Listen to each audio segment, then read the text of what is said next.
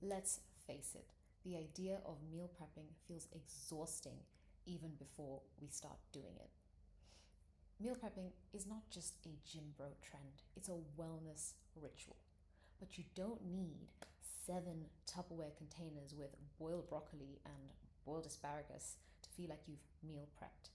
When I travel and I'm between the UK, Dubai, and Zambia, it's easy for me to go down to Sainsbury's, I'll get some salmon, I'll do some mashed potato, a bit of spinach on the side, that kind of thing. And next day I might switch it up with some chicken, or I might add in some rice or quinoa.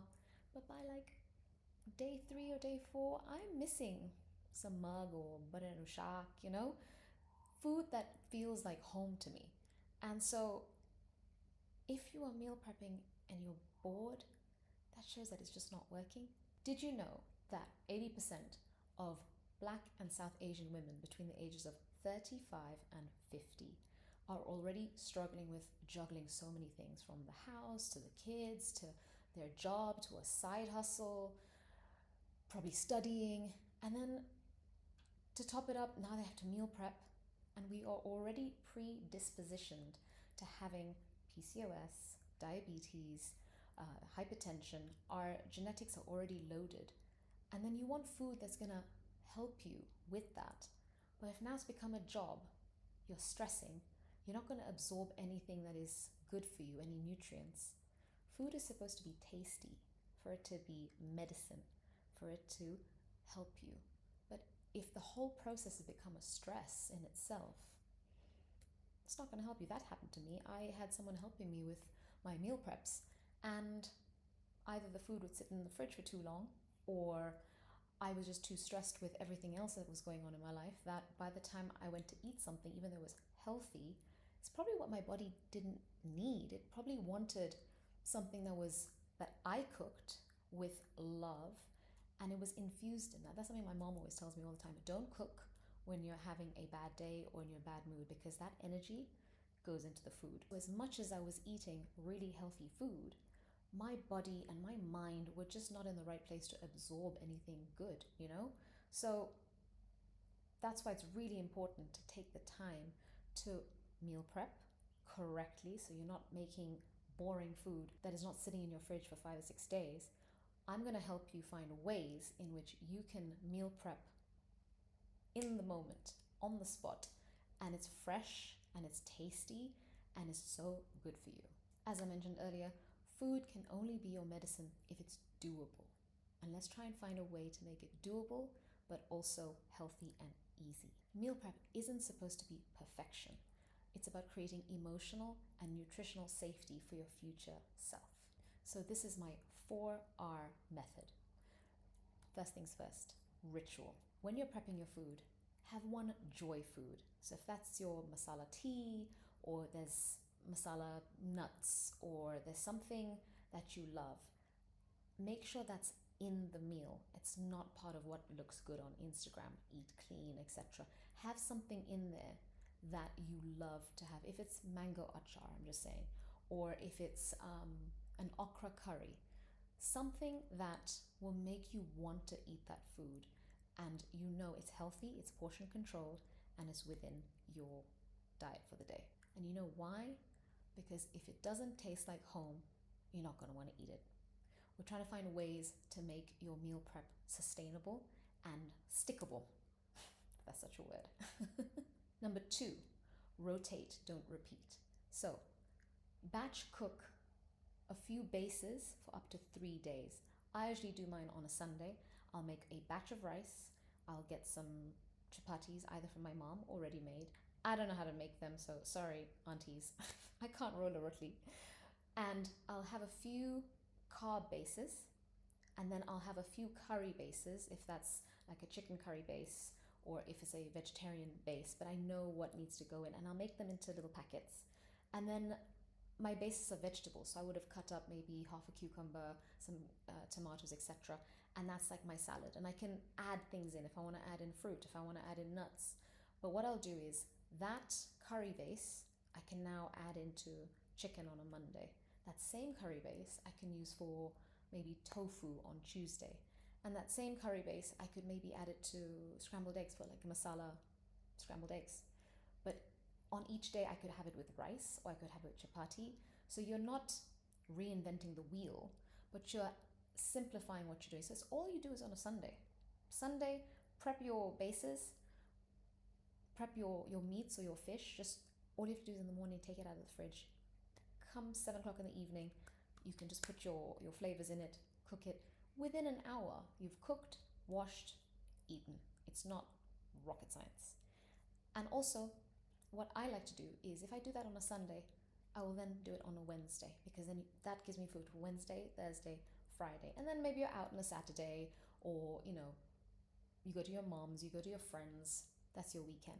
And come back Sunday, you do the same thing again. So it's a very simple and easy clockwork way of doing things. And you know what the greatest part about this is? If you set your meals for the week in this sense, when you go for your food shopping on a Saturday or even on a Sunday, you have a list of what you're going to be buying. So when you do make your food, it doesn't go to waste. A lot of times we go shopping because we're like, we should have cucumbers, we should have apples, we should have shima, we should have chapatis, and then it sits in the fridge.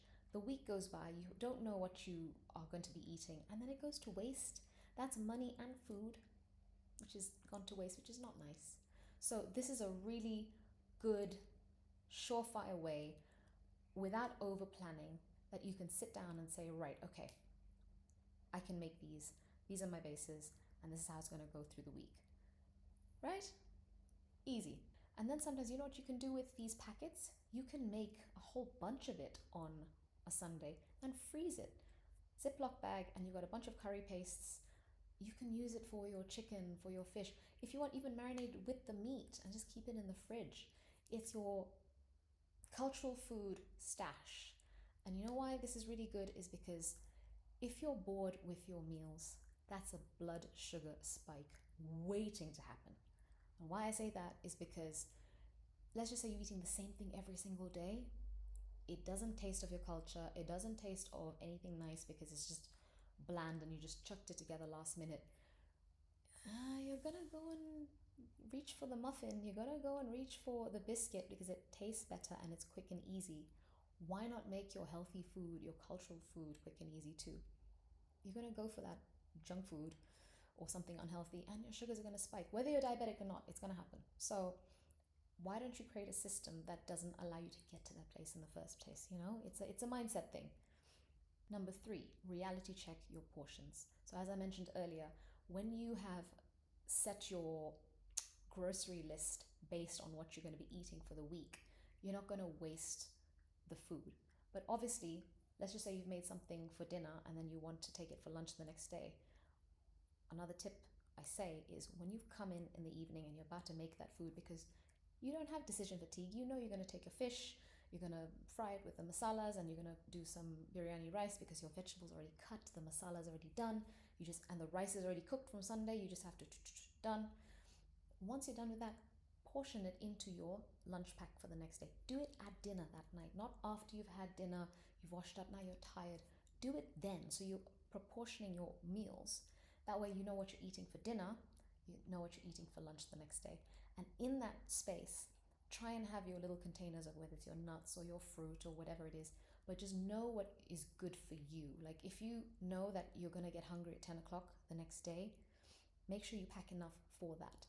And sometimes, you know what, have a few extras. Like if you got packets of nuts, this is what I like to do. I like to get like a big packet of nuts mixed and then I put them into individual containers. Usually one container is enough for like one sitting, but maybe that day tomorrow I might be stressed or I happen to be out longer for that day.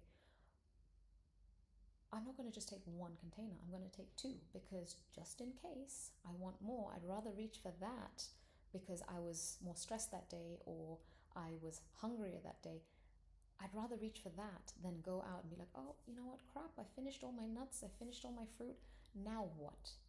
In that sense, you are saving money, but you're also looking after your health. So portion control through this way by foreseeing potentially a situation because you've already done everything at home. So keep your emergency snacks, dates, fruit, nuts, cheese, bars, muesli bars, or if you want, Culturally, like in Gujarati foods, we have ondwo. If you're going to get a whole thing made, a plate of it made, portion it into sections and put them into Ziploc bags and take it to work or take it to wherever you're going the next day, and you have packets enough for 3 days worth. This way, you're eating culturally, you're eating healthily, and you are foreseeing potential hunger moments depending on what's happening in your day to day. These are your emergency snacks. So you don't need 1,001 Tupperware containers. You just need a few Ziploc bags, a few containers, and you're good to go. Don't over engineer it, because by Wednesday, you don't want food that's been sitting in your fridge for more than 3 days, because your body's not going to absorb it very well. And number 4, replenish, don't punish. This is my favorite one. So when you create these little meals, maybe one will have more yogurt in it. Maybe it's a lighter one. Maybe there's more salad in it and less meat and rice, for example. Label it, rather than saying lunch, dinner, etc.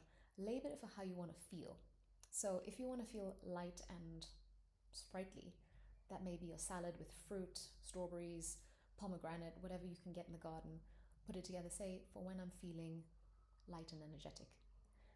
Another one could be sweet potato mash with fish and a light salad for when I'm feeling cozy.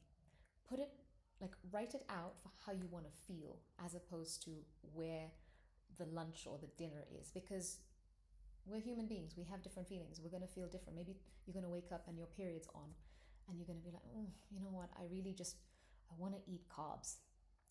Pull the meal, the container that has the sweet potato, etc. That's your meal for that day. Maybe you're feeling energetic and you're feeling light, go for the salad. Maybe you're feeling bloated and you know you've got dahi vada, and different kind of foods that are lighter. It's got ginger pieces, or there's a ginger tea there.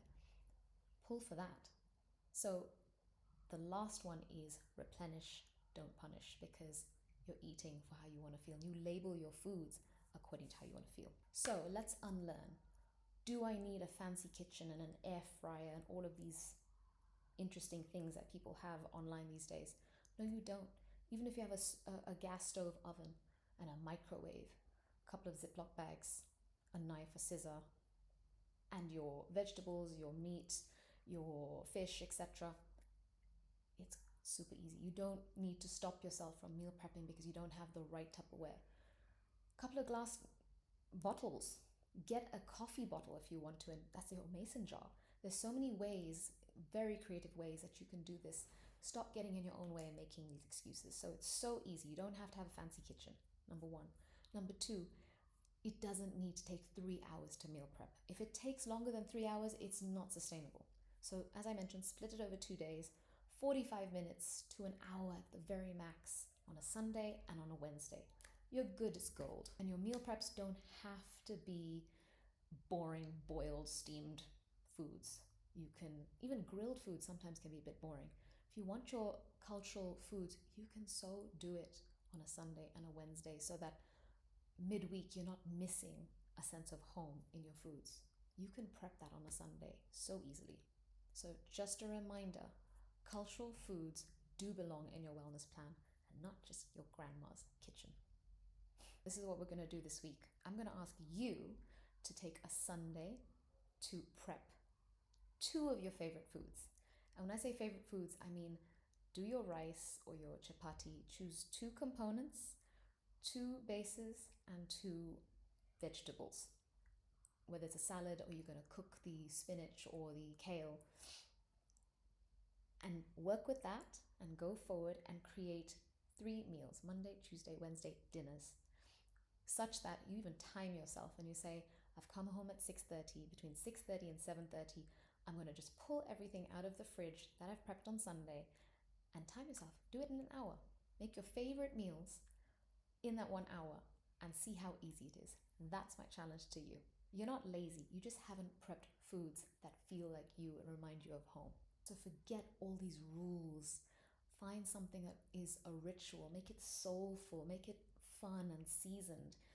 And with these little tidbits that I've given you, you can do it 2 days per week to make it so easy for the rest of the week to flow, because we already have so much on our plates. So this way, you're able to maintain a cultural, healthy, wellness plan. And if you want some help, I've got a free guide. If you click below on my link, it's free, it's available. Download it whenever you want. And while you're at it, like and subscribe to my channel, and we'll see you soon. Before you go, comment below, what is your favorite go-to cultural meal? See you next time. Bye.